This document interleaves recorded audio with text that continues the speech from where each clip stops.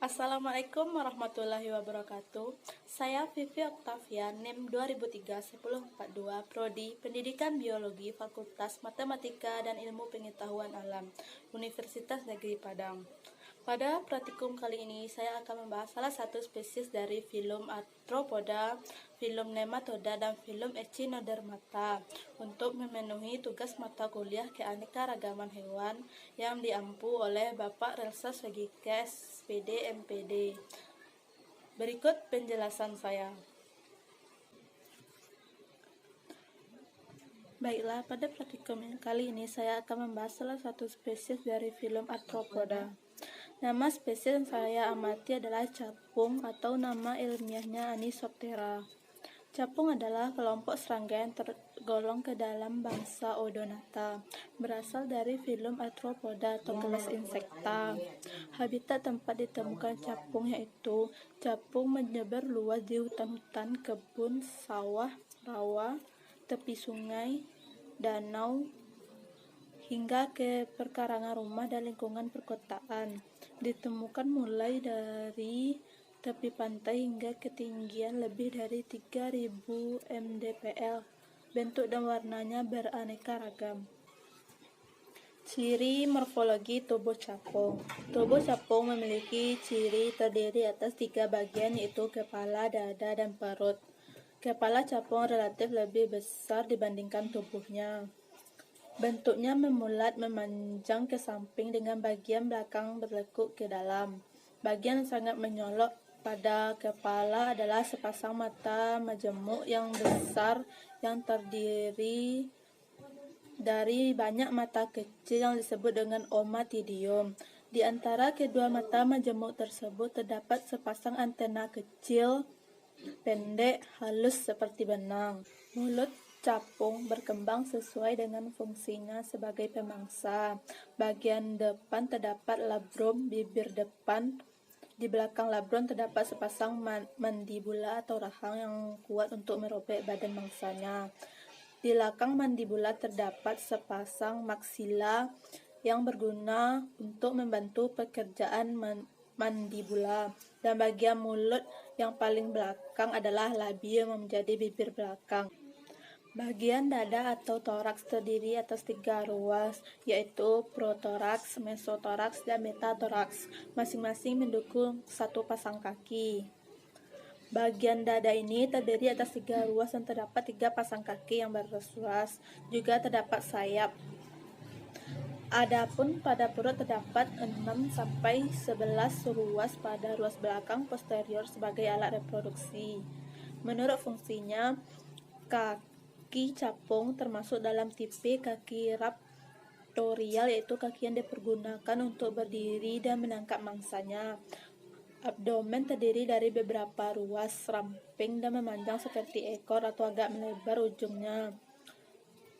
Ujungnya dilengkapi tambahan seperti umbai yang dapat digerakkan dengan variasi bentuk tergantung jenisnya. Sayap capung bentuknya khas, yaitu lonjong, memanjang, dan tembus pandang. Kadang-kadang berwarna menarik seperti coklat kekuningan, hijau, biru, atau merah. Jumlah sayap 2 pasang. Lembaran sayap ditopang oleh venasi. Respirasinya menggunakan pembuluh trakea, yaitu udara dari luar masuk ke jaringan melalui pembuluh trakea. Sistem peredaran darahnya bersifat terbuka. Sistem ekskresinya menggunakan pembuluh Malpighi yang mengelilingi anus. Dar hidup capung ini mengalami perubahan bentuk yang disebut dengan metamorfosis. Pada praktikum kali ini, saya akan membahas salah satu spesies dari filum Nematoda. Spesies yang saya amati adalah Ascaris lumbricoides atau cacing perut. Cacing perut merupakan salah satu anggota dari filum Nematoda dan dari kelas Secernentea. Secernentea disebut dengan Phasmida karena terdapat anggota spesiesnya memiliki plasmid.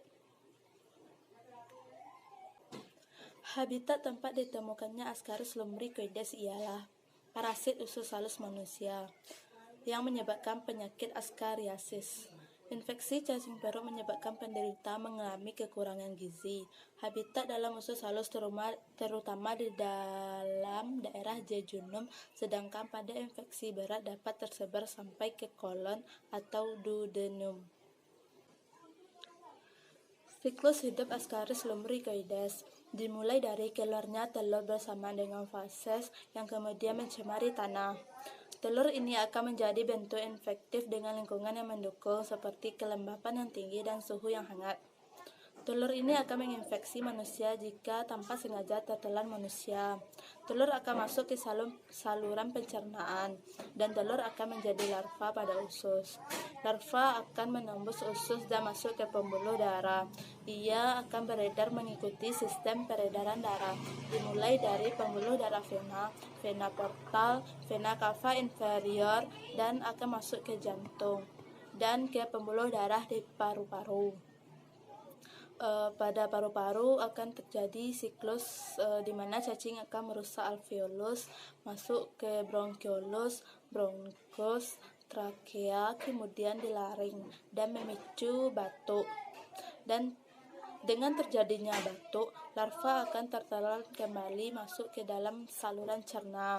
Setibanya di usus, larva akan menjadi cacing dewasa. Ciri morfologi tubuh Ascaris lumbricoides.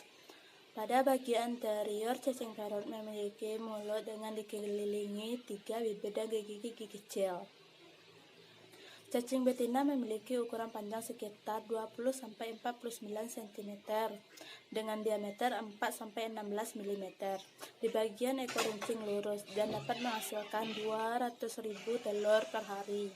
Pada cacing betina, pada sepertiga depan terdapat bagian yang disebut dengan cincin atau gelang kopulasi. Cacing betina memiliki tubulus dan duktus sepanjang kurang lebih 12 cm dan kapasitas sampai 27 juta telur.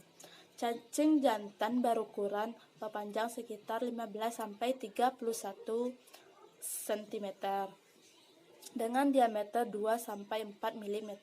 Bagian ekor runcing, melengkung, dan di bagian anus terdapat spikula yang berbentuk kait untuk memasukkan sperma ke tubuh betina. Cacing perut memiliki bentuk bulat panjang atau mirip dengan benang.